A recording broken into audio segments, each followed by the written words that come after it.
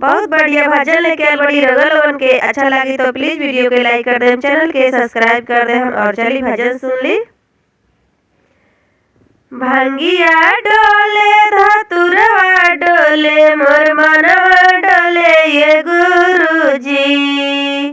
भंगिया डोले धतुरवा डोले मोर मनवा डोले ये गुरुजी।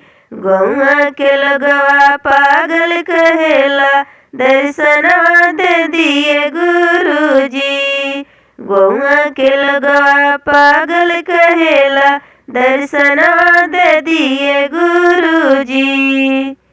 बेटवा देहनी पतहिया देहनी एगो पोतवा दे दिए गुरुजी। बेटवा देहनी पतहिया देहनी एगो पोतवा दे दिए गुरुजी।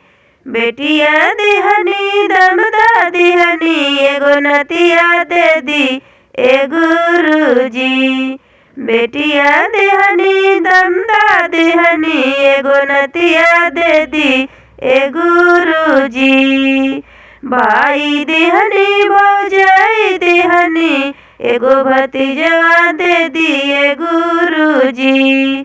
भाई देहनी भौजाई देहनी एगो भतीजवा दे दिए गुरुजी। आइल बानी चरनिया में दर्शनिया दे दी ए गुरुजी।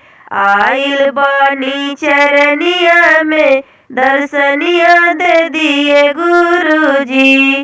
गौआ पड़ोसिया पागल कहेला दर्शनवा दे दिए गुरुजी। गौआ पड़ोसिया पागल कहेला दर्शनवा दे दिए गुरुजी।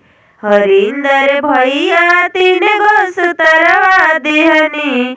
हरिंदर भैया 3 गो सुतरवा देहनी ध्यानवा धरिए गुरुजी। ध्यानवा धरिए गुरुजी। दाया मंगनी चर्चा कैनी नमनवा करिए गुरुजी। दाया मंगनी चर्चा कैनी नमनवा करिए गुरुजी। गौआ के लोगवा पागल कहेला दर्शनवा दे दिए गुरुजी। गौआ के लोगवा पागल कहेला दर्शनवा दे दिए गुरुजी। भंगिया डोले धतुरवा डोले मोर मनवा डोले ये गुरुजी। भंगिया डोले धतुरवा डोले मोर मनवा डोले ये गुरुजी। हर हर महादेव।